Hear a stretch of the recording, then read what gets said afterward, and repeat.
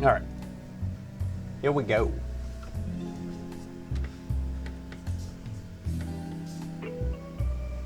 Interesting. Going right for the crystals. I don't know how I feel about that.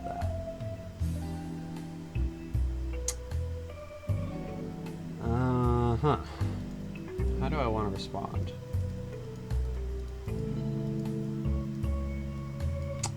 This could be a possibility. No,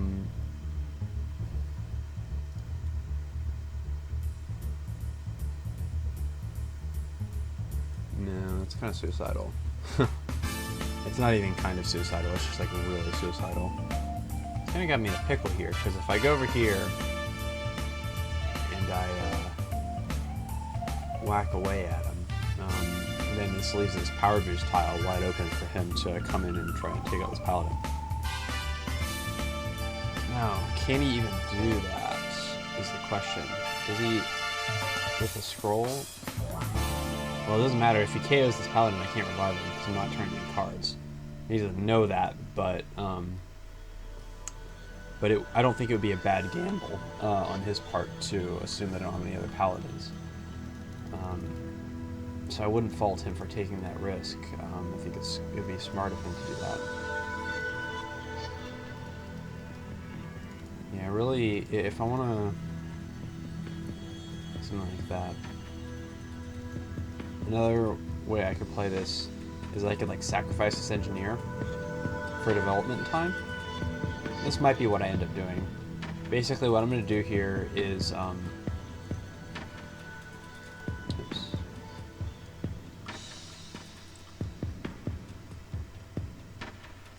basically I'm going to say I've got 3 engineers. I don't need them all. It's annoying, but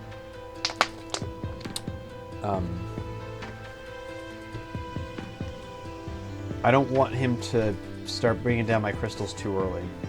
So I'm willing to give you 1 engineer in exchange for time to get my side more developed. And what this means is that I'll get my Annihilator souped up, and this gunner is now fully buffed, and he's going to be a monster. Hopefully I'll get another paladin next turn, and I just don't want this to get into a situation where he gets a bunch of crystal damage early on in the game, and then he's just able to throw like all of his units at this other crystal, and bring me down that way. And I'm willing to give up 1 engineer to make sure that doesn't happen. Another thing that I could do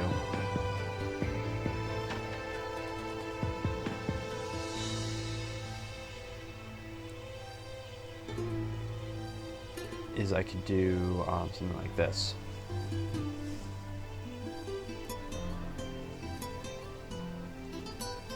And this would actually not give up the engineer, because the aura would make this 5 AP to knock out this engineer. And then I shield the paladin to make it safe from the impaler coming up and trying to scroll kill. Although if he sworded and then scrolled, would that leave him, or would that leave her alive? I don't know. Let's find out. I love this song, by the way. 945, 990. Okay, so even if this impaler swords and then comes up here, oh yeah, got my drawing thingy. So if the impaler swords and comes up here and then tries to scroll kill on this paladin, the paladin will still actually have 45 health left. So that won't actually even work. So I think this is actually the best move by far. And then I'll shield the gunner next turn. Ooh, that's a good point. That might actually open up my gunner for getting scroll killed, because now the aura isn't protecting the gunner. Ooh, tricky. Yeah, this gunner is way more important than this engineer. I'm back at square one, I think, fortunately. Yeah. Okay, I'm just gonna have to give up this engineer. There's no way around it. Okay, I got a beer. That's not too bad. Still looking for another paladin though. Those auras, those 5% auras, really help.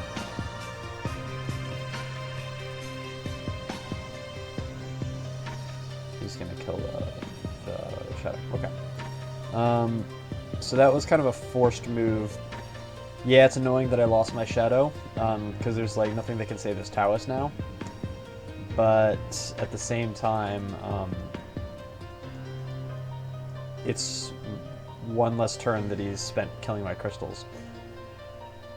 So that's nice. Because I can do this now, at least. And this will buy me another turn.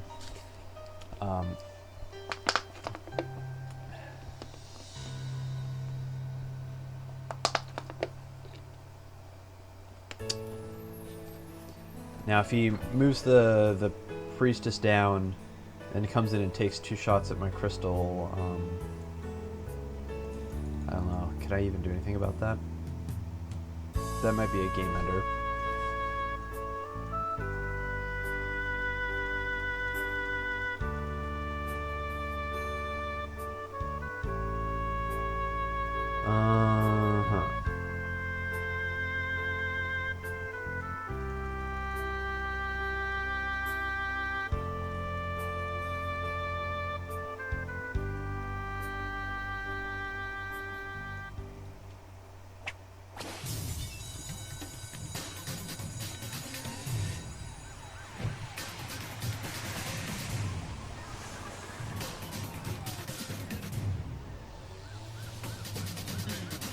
Yeah, I don't think I actually have a choice. I'm pretty sure that it's just impossible for me to come back, unfortunately.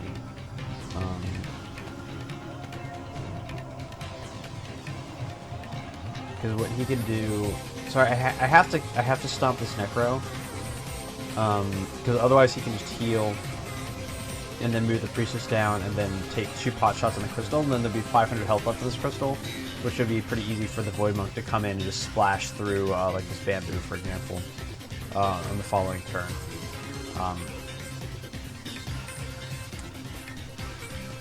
The problem, though, is that he can move down with his Priestess, and I don't think I can actually kill this Void Monk next turn.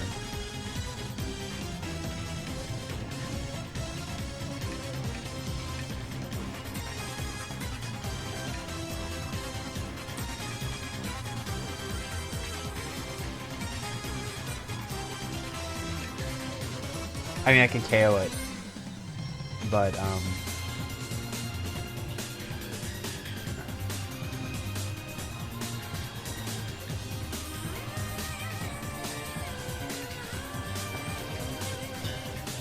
well, this is the only move I can do, so I gotta go with it, right? I'm not sure about all the scenarios, but I'm pretty sure that it's just hopeless. Okay, so he took my engineer. So that's fine, that's what I was expecting. I'm not going to actually do this. So he, the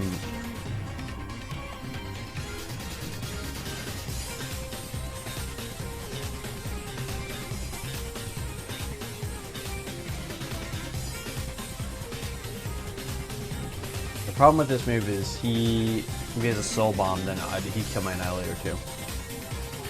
And that would be bad. I don't want to get my Annihilator yet.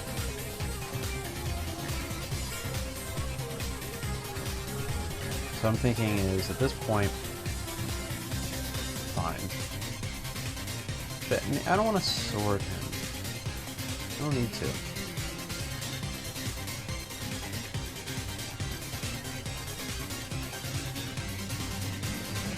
It's actually okay if I give up a little more crystal damage in this situation, because this Necro will die in the turn after that, assuming he continues with his Assault Plant. And my defensive capabilities are much better now with the Gunner out and with the Annihilator out. He's not going to be able to get much more damage. I really would love to turn a card, though. I just don't want to sword this Annihilator, because I'd rather sword 3 Gunners.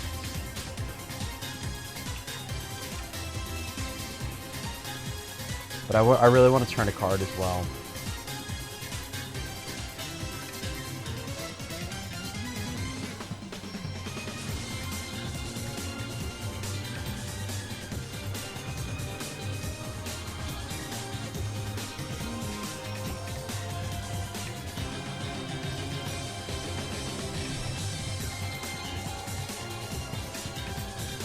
Another thing I could do is I could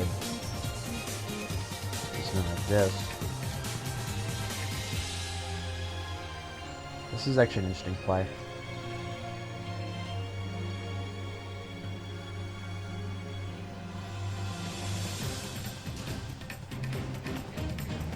Yeah, I like this play a lot. He won't actually be able to kill this gunner. So he's back. So 1, 2 pops the bubble, and then even if he scrolls and attacks twice, it would just KO the gunner, and then next turn I could bring the paladin up, could revive, and then move them both back, and then beer the gunner, and I'd be safe.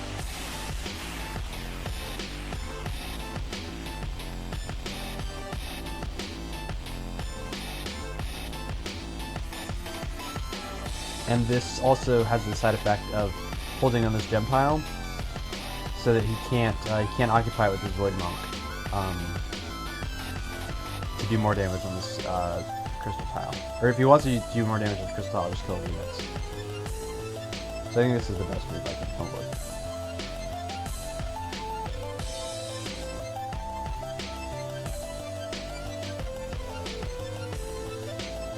Interesting.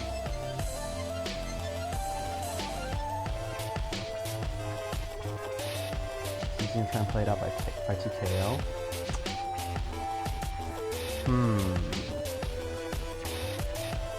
Feel like that might be a mistake. We'll see.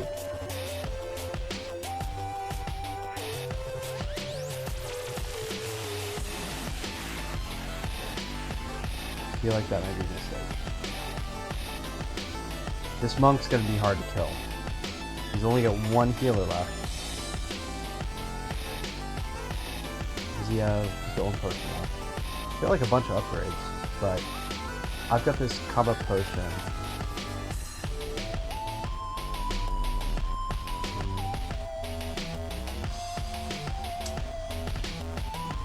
It's 1350 times 0.8, 1080. Oh yeah, I'm good. Okay. Yeah, I mean this is what I've got to do. I got to take his healer. I'm basically got to hope this monk and this combo potion can just like man mode me through. I don't need to stomp his last priestess when she comes out because he's got no soul bombs. It's actually possible that I might be able to pull this back now. This combo potion is going to make it so hard to kill this monk. And if I can get him down just to this void monk, it's possible that I can make it work. Maybe.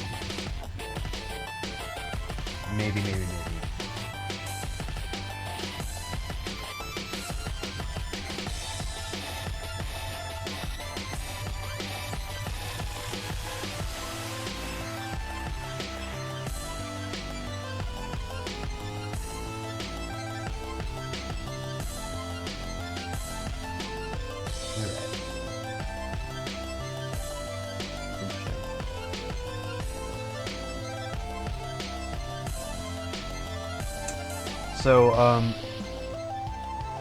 I don't like the Wraith in this matchup, as a Dark Elf player.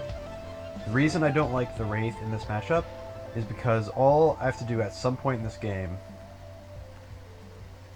is hit this Wraith once with this Annihilator and get that debuff on him, and then I can drill that Wraith whenever I want later in the game, and it's almost guaranteed to be a 2-hit kill, no matter how souped up this Wraith gets. So even though, like, yeah, it can be buffed up to insane stats, Dwarves have the easiest time killing this Wraith more than any other squad. Now, if he didn't have any priestesses or didn't have any soul bombs, then he's going to lose that Impaler anyway, so it makes sense to scoop him up with a Wraith. But outside of that fact, in general, I'm just not a big fan of investing much in the Wraith in this matchup, because it becomes very easy to kill. So I pretty much have to take what he's giving me here, which is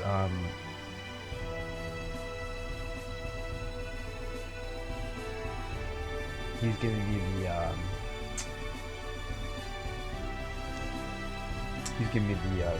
necro. So I'll take what he's giving me, and I'll just step back. The reason I want to step back away from this power boost square is because if he has an impaler and then he moves it here, and then he attacks once and then he scroll kills, it would one-shot this gunner in that particular situation, and it would be a little tough to save going across the map with paladins. I don't want to push my luck at all.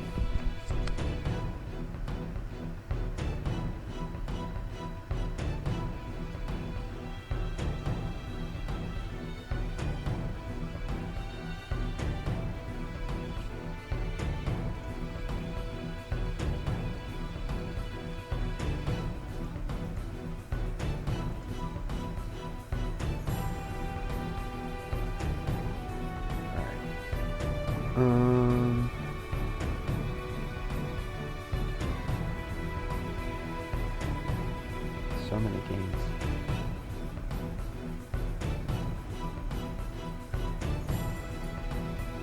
So I think what I'd like to do now is let's start going through the matchups. So let's talk about Dwarves versus Council. Just gonna pull up a random game here.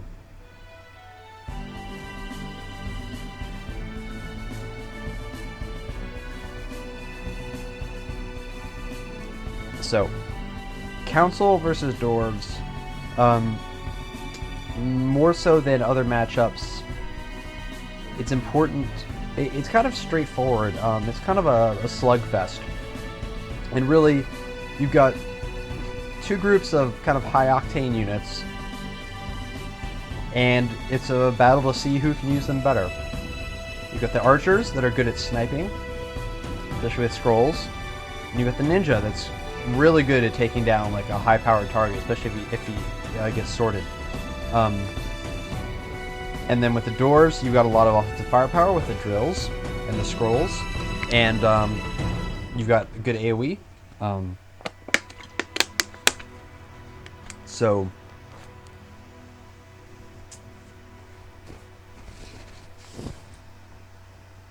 it is a good old-fashioned slugfest.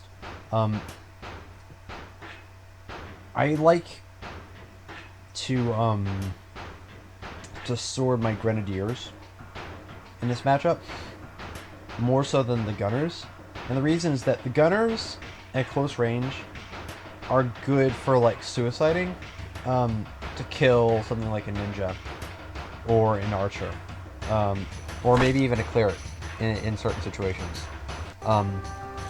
Because generally a scrolled gunner will be enough to one-shot most pretty much all non-upgraded council units, or anything that doesn't have a shield at least, will die in one hit from a scrolled gunner without any upgrades. And Dwarves' biggest weakness is that they don't have any like special stomping abilities. They're super high firepower, but they can't stomp from range 3, or even at range at all. Like, pretty much every other race has some sort of mechanism for stomping to range. Like Council has the Inferno, Dark Elves have the Necromancer, Tribe has the Witch, Shaolin has the Shadow, Team Fortress has the stomping mechanic as well as the Scout. So every other race but the Dwarves has a special way to stomp. But the Dwarves don't have that, so how do you overcome that? A lot of times you use unupgraded units to get the job done. And you put them in harm's way, deliberately knowing that if you lose them, then it's not the end of the world as long as you're stopping an important unit.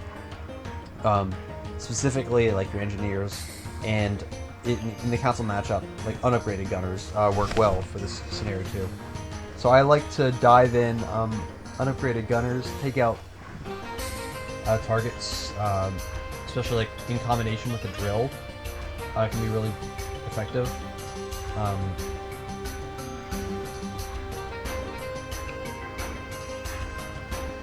Or just with a scroll, maybe even pre-scrolling can be pretty effective with the gunners. And then you follow it up with the grenadiers, just doing tons and tons of AoE damage on the council army, and then you fortress up and use your paladin auras to make yourself really, really strong. But there's not really any sort of like specialized tactics for this matchup. It's just a slugfest. Keep your high value units alive and take out your opponents in Council versus Dwarves. It's super straightforward.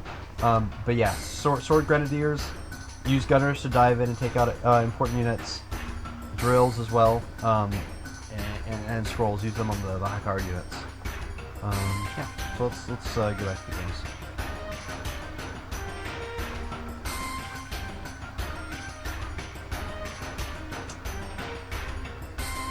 So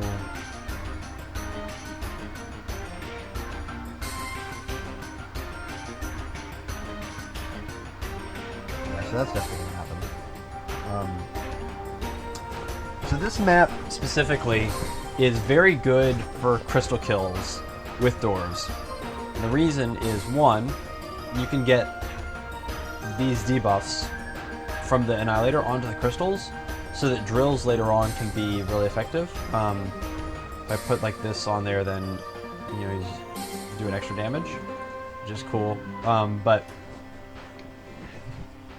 really, it has to do with, because the crystals are so close together. There's only 3 squares between your crystal and their crystal, so these tiles here become really important. Because with a Grenadier, if you stick like a Grenadier here, he can move here and then hit this crystal 3 times and then move back to where the X is. And if you do that, you can take pot shots at the enemy crystals, and it's really hard for them to attack your units that are safely locked away behind your crystals with your paladins, in the auras and all that stuff. So so on this map particularly, crystal kills are really, really useful and really, really powerful with Dwarves. And I think in this game I'm going to try and utilize that strategy to win this game. And so right now what I want to do is I just want to get some crystal damage on this crystal, and I'll kill his Void Monk because the splash damage will work that way, which is convenient.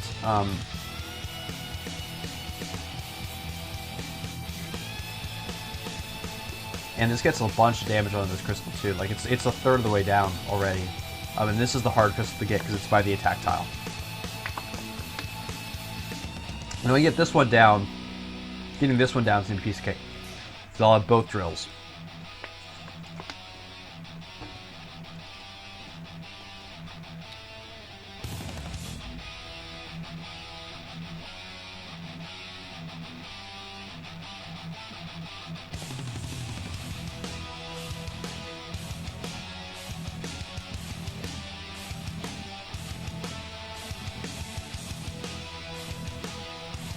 Yeah, it's about this game. Let's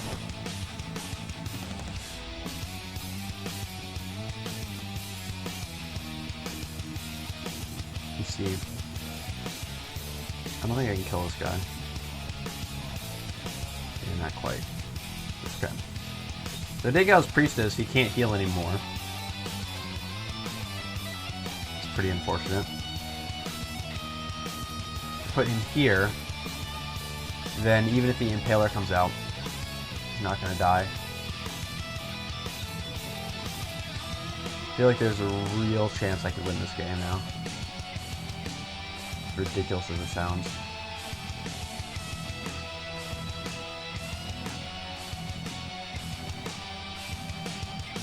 Because he's no healing left.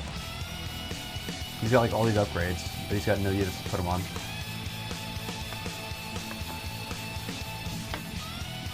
And so that was Kaba Potion. This monk is just going to be a freaking monster.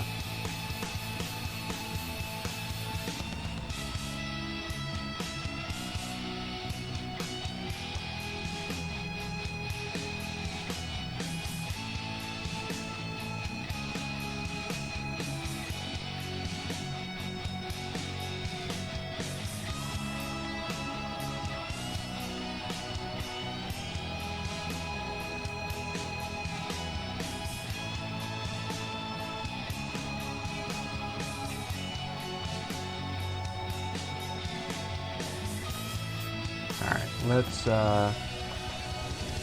talk about Dark Elves. So, this matchup, to me, is the most simple. I feel like Dwarves are just super, super good in this matchup if you know how to play it correctly. Like, it should be really hard for Dark Elves to win against Dwarves if it's played right. My preferred strategy is I will +3 all of my gunners. So I'll put a sword, a shield, and a helm on all of my gunners, and I will shield, and I will put the bubble on them, and I will just run them around and do chaos. And if there's any particularly strong targets that come out, like something like this Wraith, or like a Void Monk that has 2 upgrades, I'll make sure I get an Annihilator shot on it at some point, and then I will drill it down at a later date. And it's super hard to deal with that, because as soon as you get like the defense debuff on the Dark Elf unit, you just can't keep any powerful units alive, because the drill is just so strong against an individual unit that's been debuffed, and the Dark Elves have no way to raise their physical defense, because the soul gems don't provide any additional physical defense. So again, the key in this matchup is patience. Get your gunners buffed up, get them bubbled, get your Annihilator on the board, get a bunch of Paladins out on the board, and then just run around shooting stuff and doing more damage than they can heal up, and keep your units safe. Force them to burn their scrolls on your upgraded units. It becomes really tough to deal with if you play it this way, as Dwarves, because really you're exploiting the lack of physical defense that the Dark Elf squad has, and I find that it just works really, really well. To me, it's the easiest matchup to play as Dwarves. And with that, let me take another quick break before we go into like the last half hour or so of the stream tonight, as my voice is a little banged up. I'll be back in about 3 minutes.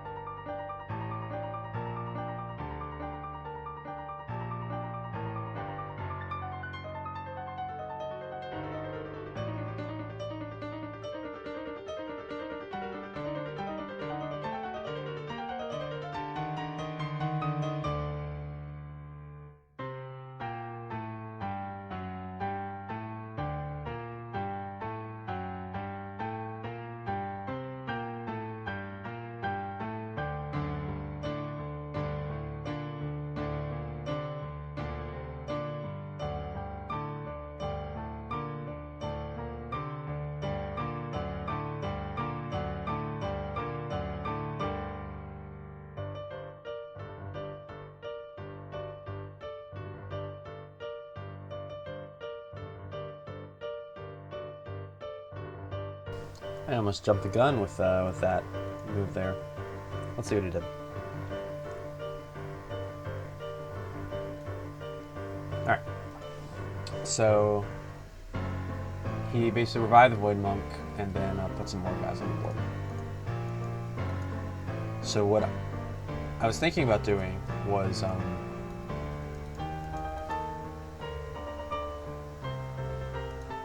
scroll killing and then killing, like if I could get this Void Monk, but what the heck? He's got 5 HP. Void Monks, so strong, so strong. So instead, what I think I'm going to do is I'm going to play it a little more conservatively. Is I'm going to take out this Priestess, and then I'm going to step back. Unfortunately, this doesn't give me any more crystal damage, but it's going to set up for it next turn. And also, this formation is just way too tempting, because I can hit all 3 units with this Gunner. And he doesn't have a second Priestess on the border now, so he may be forced to Soul Bomb, and he actually can't Soul Bomb this Gunner.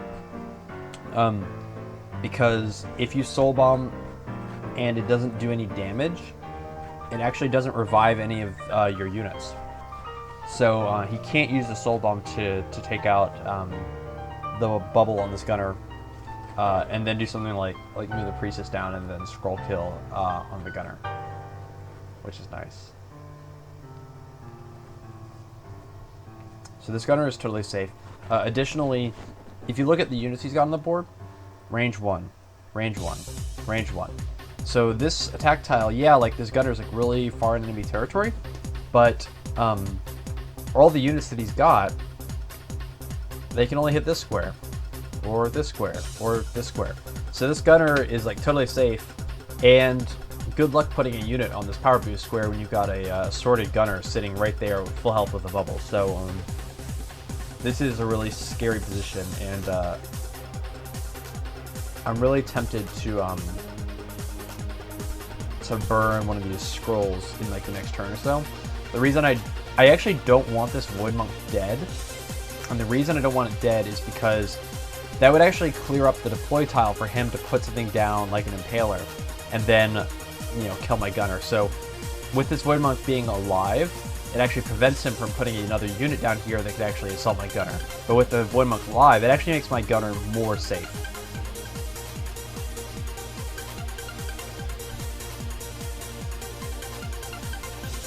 One moment.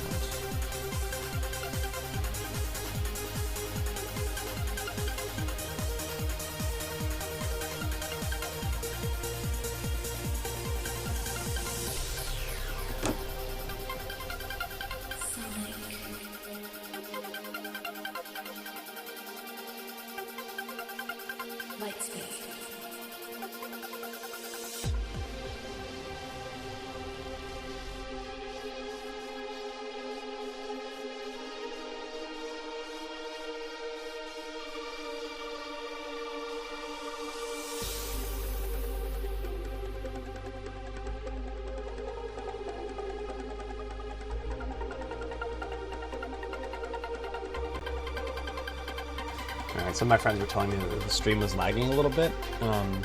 I just checked and it seems to be okay.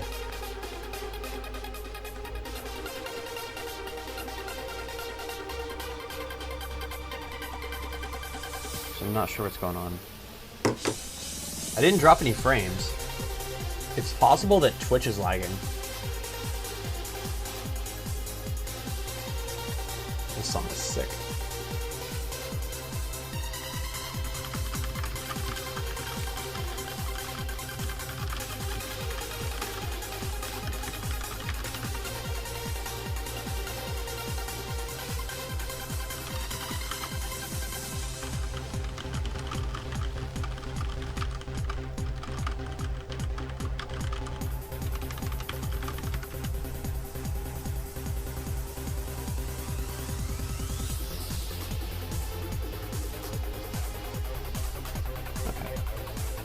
So let's talk about Dwarves versus Dwarves very briefly. I don't think there's not too much to say about like the Ditto matchup.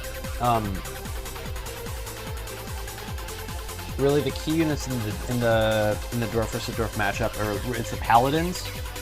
It's the Annihilator and the Grenadier. You want to use your gunners as kind of suicidal units, I think, in Dwarf vs. Dwarf, especially to take out paladins.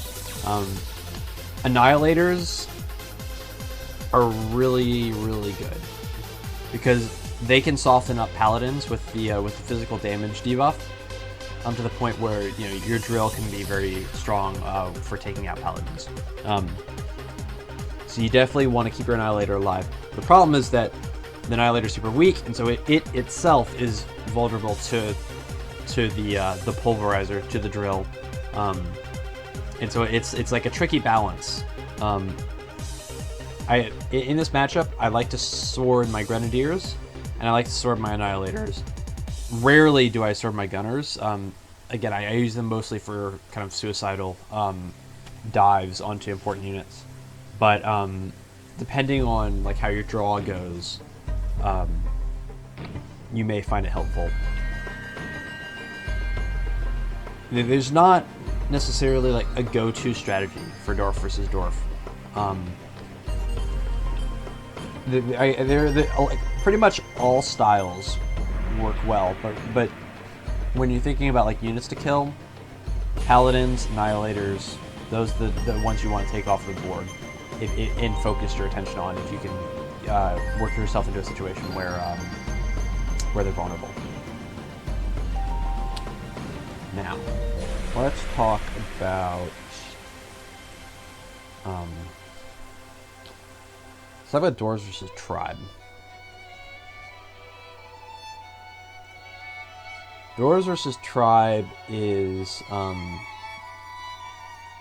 challenging matchup for Dwarves. And the reason that's the case, if I just pull up a random match here,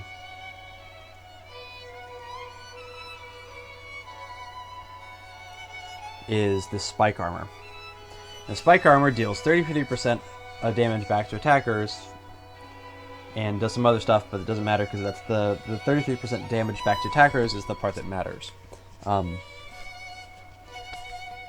The reason that that's so important is because when you're playing as Dwarves, you tend to put your bubbles on your upgraded units. Your ones with swords, your ones with defensive upgrades. The problem is that anytime you attack a tribe unit that has a Spike Armor on it, you get dealt damage. And what happens to bubble when the unit that is bubbled takes damage? The bubble pops. Well, that's really irritating, because now, if you want to persist your bubble on your Dwarf unit that's powerful, you can't attack any units that have Spike Armor. But not only can you not attack any units that have Spike Armor, but Dwarves units do AoE. All of them.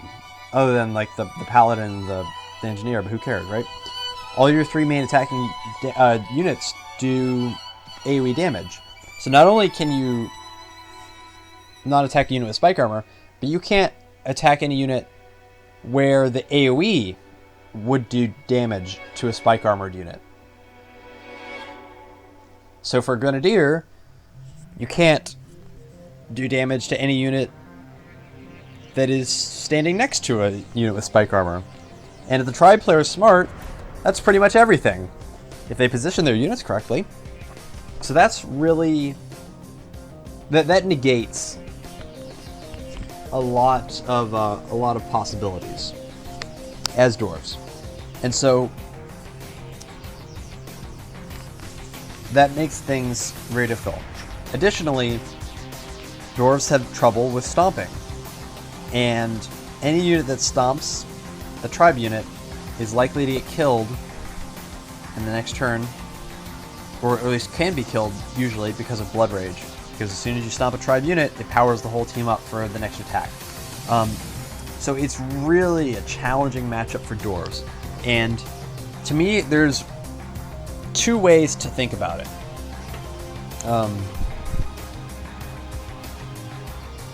One is you can go suicidal on the Shamans. And two is you can try and kill two Spike Armored units without using drills. And then if you're able to accomplish that, then you can use drills on the other 2 spike armored units. And once all the spike armor is gone, then you're free to use bubbles as you wish. It makes things a lot easier. The nice thing is that if you can do that, it actually pretty much, if you can take out all the spike armors, it basically negates Blood Rage.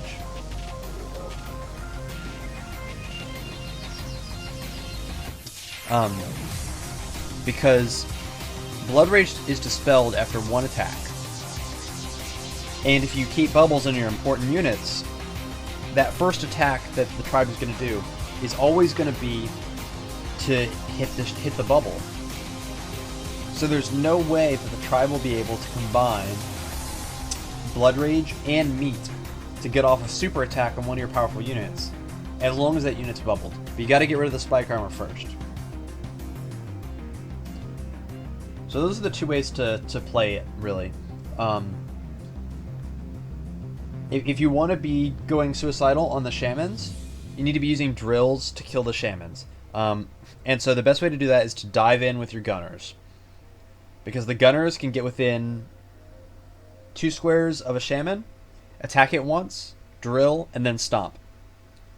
And if you can get 2 shamans down that way, then the last shaman can't heal itself, and you can use AoE damage to hopefully bring it down bring it down slowly. And from there, as soon as you kill, the healing tribe can't do anything.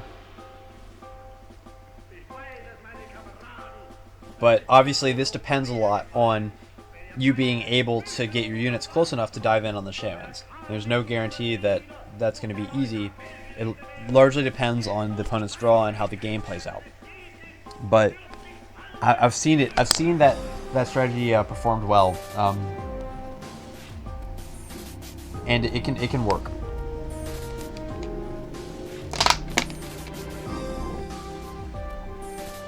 Obviously, it's tough.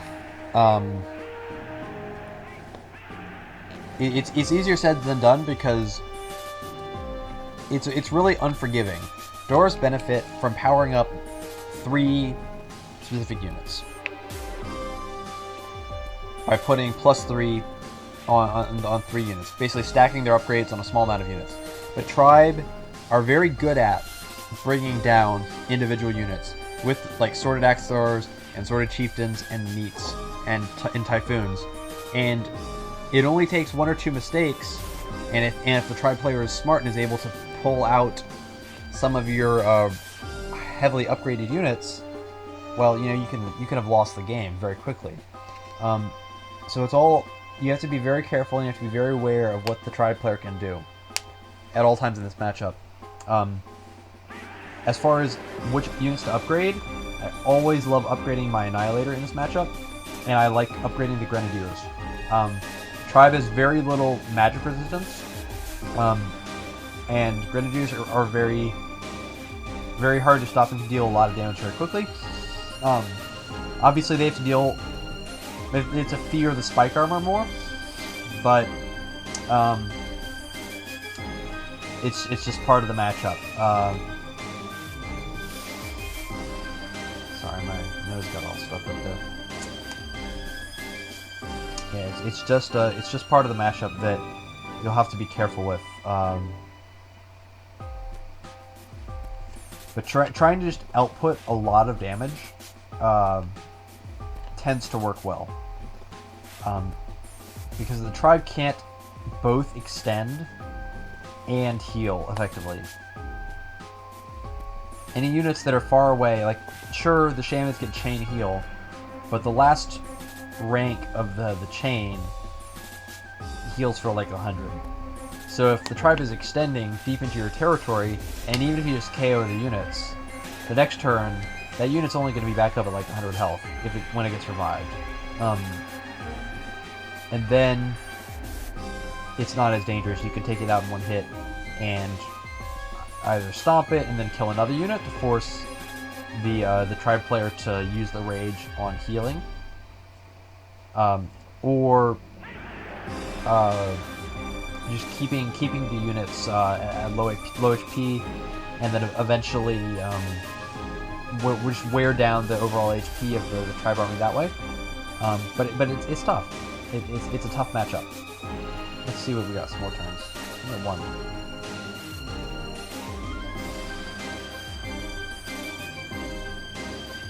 Interesting.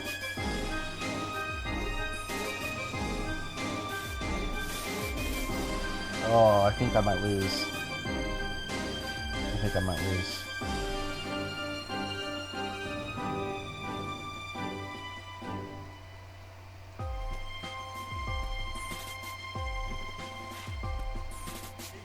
Oh man, 1 AP. Yeah, I think I'm done. I think I'm toast.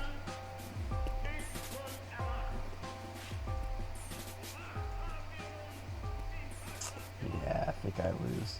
Damn. It's really close to pulling that back.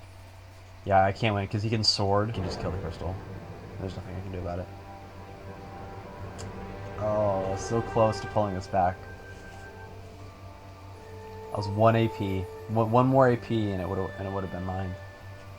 Because I would have been able to kill it with the other monk in a combo.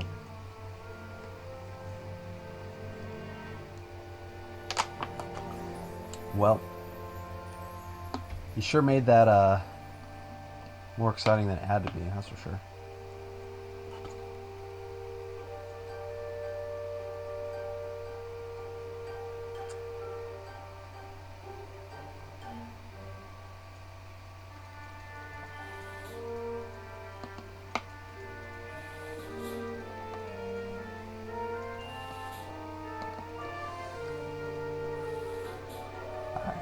I'll submit that. Good game, Dr. Doom.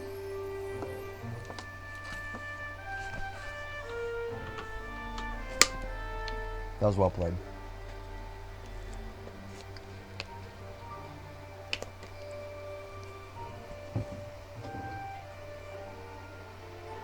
Okay. Dwarves versus Team Fortress.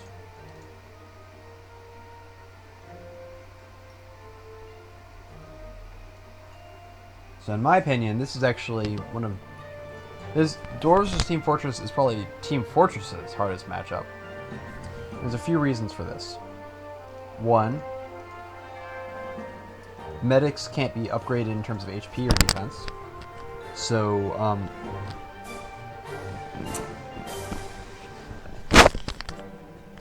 drills are really good at killing medics. Team Fortress has a lot of units. So AoE is particularly effective because there's just going to be more units on the board. And also, Team Fortress's debuff, the Girardi, is partially counterable by beer. Beer can basically bring the resistances back up a little bit and make it a little harder to kill a Girardi unit. So Dwarves actually stack up very well against Team Fortress, much more than the other squads, and I would say that really Dwarves are the only squad that usually can play evenly against Team Fortress. So for strategies, again, with pretty much any time you're playing against Team Fortress, it feels great to take out the medics to the best of your ability. Abuse AoE. So upgrade your Grenadiers for sure. Maybe upgrade your Annihilator, but maybe not. I think the best way to play it is to upgrade your Grenadiers and then use the Gunners for suicide, especially if he leaves you an opening to kill the medic, because a scrolled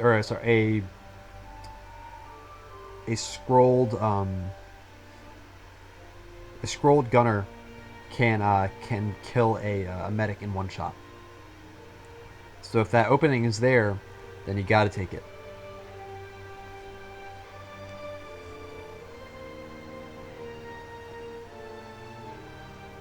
But Team Fortress's healing is somewhat weak, and Grenadiers are great for dealing with that. So abuse your Grenadiers, look for opportunities to to deal damage to the medics, especially if the Team Fortress player brings both medics out on the board.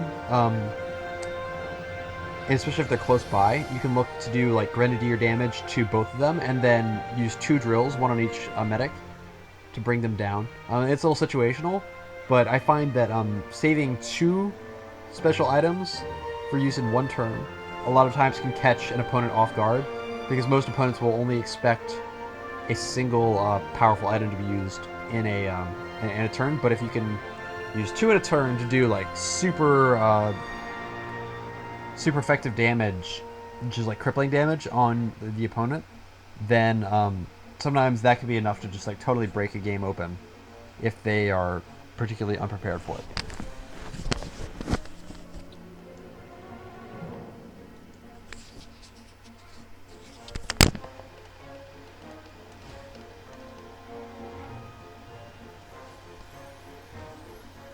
Yep. Good game, Dr. Doom. Well played. Although I think you were kind of crazy to go after my healer a few turns ago. That ended up being really close. I think you could have put something on the assault boost tile, and you could have played it out easier that way. But I don't know what your hand was like. It's possible that your hand was like didn't have the units in it or something, or you didn't have the sword. That's also possible. Not sure. So, gone through all the dwarf matchups except for the last one, which is this one's completed. Let's see.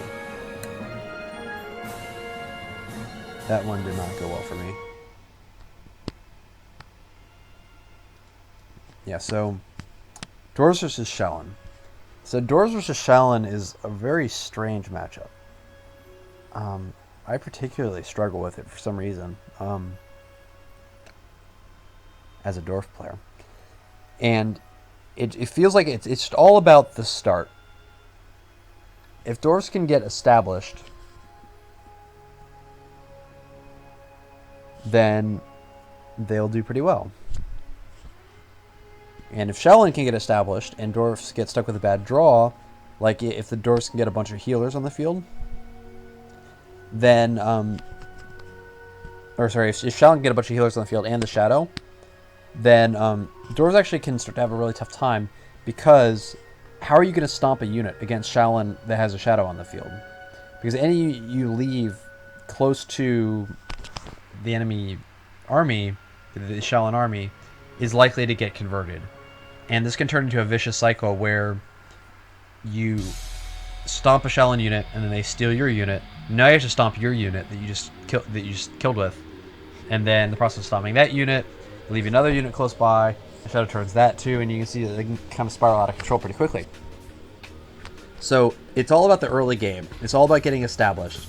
So I think it's very important as a dwarf player to play very defensive in the early game, and not be aggressive. Really focus on getting like 2 healers out, get some units on the board, maybe even at the expense of sacrificing offensive upgrades on some of your early attacking units. So kind of holding onto your swords a little bit until you get established, because if you don't have the full dwarf army out there, sometimes things can spiral out of control and you can lose powerful units early on. And if you get into the hole against Shallan with the dragons, it can actually turn on you really quickly. I'll get back to that in a second. Whew. That is some scary stuff there.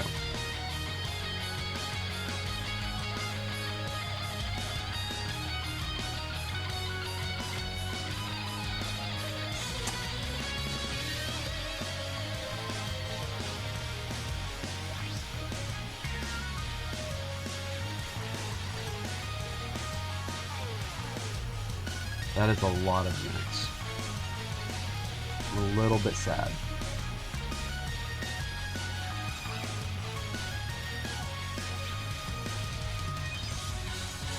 I'd really love to like just double Inferno, like all of this. That would make me pretty happy. I need another Inferno though.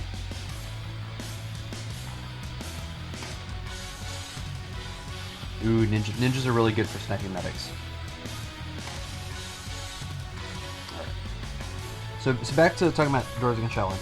The one nice thing about Dwarves is that they probably have an easier time of sniping the Shadow than any other squad, because they have the double drill is just really hard to deal with. How are you going to defend against the double drill? Against the Shadow? Or you get an Annihilator hit on the Shadow and then drill it, and it's basically like it's like an instant give. It basically dies in like 3 hits from that combo. So if the Shadow gets a little bit too far out, Dwarves have definitely an easier time dealing with any other squad. So I think it pretty much wraps up the strategy for each squad. I'm going to take a quick break for about 3 minutes, and then I'll come back and play some final turns for the night, and then we'll wrap up in about 15 minutes or so. So I'll be back one last time in